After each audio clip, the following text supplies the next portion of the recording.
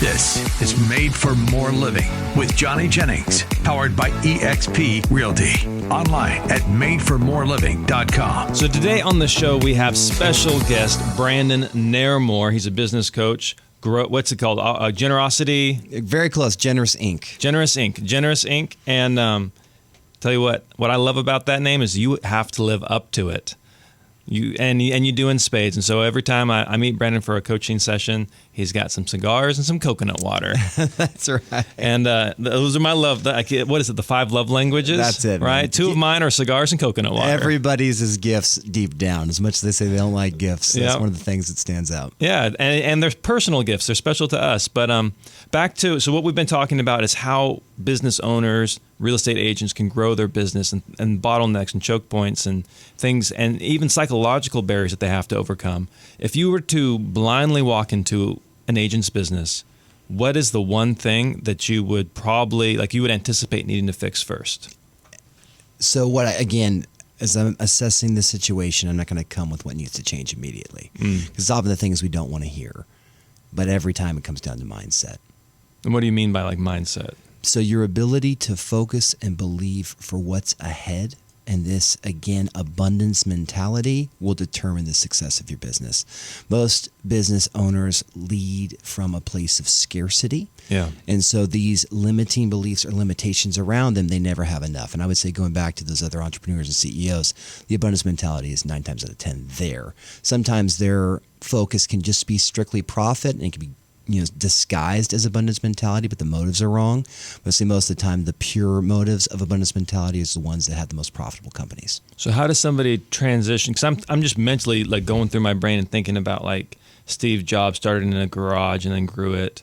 Amazon was working on doors as desks. Oh, the Jeff Bezos picture is one of my favorites. So literally on my desktop, I have everybody when they were young, when they started. Mm-hmm. So I have a picture of Steve Jobs when he's working in the garage. I have a picture of Elon working at this computer. I have a picture of Jeff Bezos with this hand-sprayed painted sign that says Amazon.com that's falling down. It's the most incredible picture. And that's where we all have humble beginnings. Now, what these people become, we can't determine that, but we can look at their origin story and learn from it. And so many of these people, they had this relentless optimism. They had a mindset of growth. People don't often know the original story of Steve Jobs, where most of these people that pioneered and changed the world, they weren't the first. Oh, yes. I mean, you and I have talked about even this. Elvis, right? They were the second or the third. Yep. Right? So these true innovators are actually the ones that don't make the most money. It's the early adopters of that technology. Mm-hmm. So Steve Jobs, he wasn't a computer analyst. He was a designer. He was an artist. And so he gets his hands on this computer called the Kennebec, and from that says, hey, I think we can make something. Calls his friend Steve Wozniak, who worked for Atari. And from that, they create this thing. And in the first couple of years, create $1 billion company. Now, I often lead this talk and say, who's the greatest salesman that's ever lived? Everybody says all these different names. It's Steve Jobs. Steve was the greatest salesman that's ever lived. Now, technically, we can call it Elon because it's different. But Steve Jobs changed the world through that type of optimism. Again, behind the scenes, you read his book, he was a tyrant to be around. Yeah. But his persona, I believe that was integrated, was somebody that was incredibly optimistic. So when somebody is not optimistic, how do you recommend they make that transition into being more optimistic? So again, when we look at the definition of success just means outcome. That's all the word means. So it's desired expectation or outcome. So you start to target your aim. So what I have people do is I call it 52X success. I say every week, what if you started to do these 3 questions? Number 1, outcomes. What do you want? Number 2, opportunities. What's ahead? Number 3, obstacles. What's in the way? So if every week you wrote down, okay, this is what I want, 3 different things in 3 different areas. You see, these are the opportunities ahead, that you're training your brain to start to find opportunities. They're around you all the time. There's a great book called The Happiness Advantage.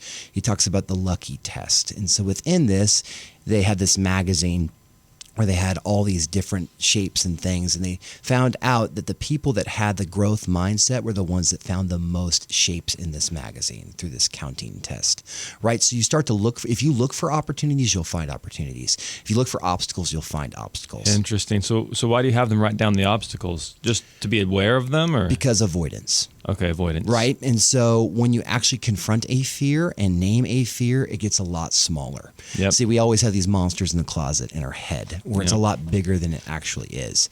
You know, I had that same, I have monsters in my closet too that I have to confront all the time. Mine was the tax guy, right? So I was avoiding this tax conversation. In my head, I'm like, oh, it's going to be this massive bill, massive bills, massive bill.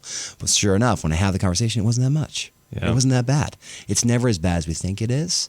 And so when we start to confront those obstacles, we push through them or find other ways around them, opportunities are often on the other side. So you talked about writing them down. Something that I am starting to do as well, even if it's something as simple as a family gathering or like if I'm going out to coffee like with Valerie, is verbalizing out loud what I want the outcome to be. Love that. Like just writing it down helps clarify it, but then saying it, there's something about speaking something into existence that makes it much more tangible than it was simply written down.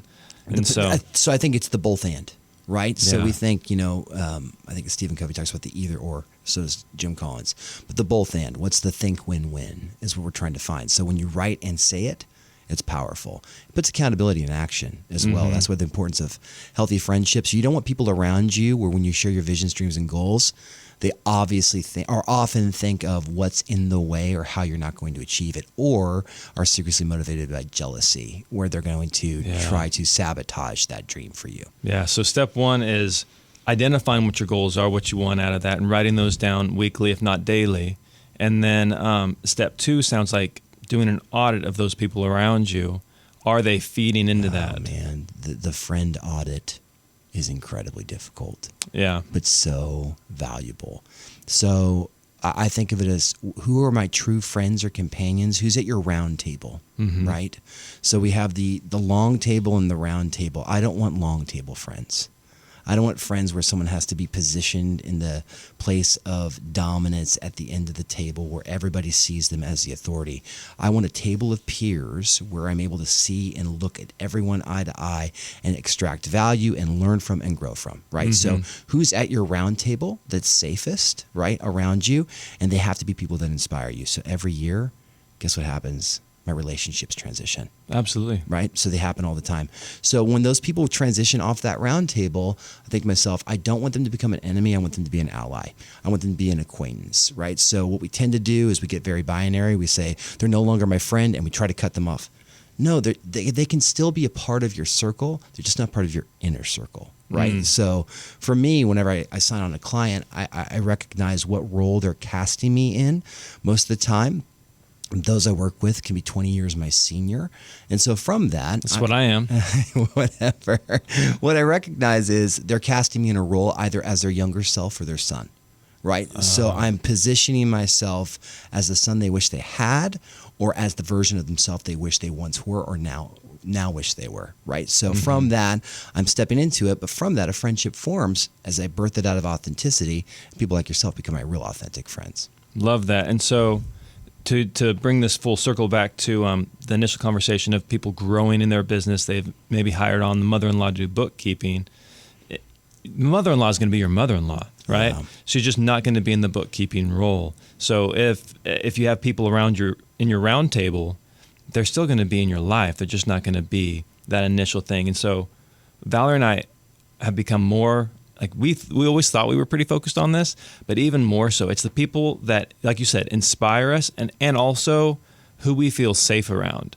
Because when you're sharing the problems that you're going through in life or the goals, sometimes that's the worst part is when you share your goals and they get slapped down or you hear why it can't work or all these different obstacles, that robs us of the optimism that you were saying and that we agree about is key to success.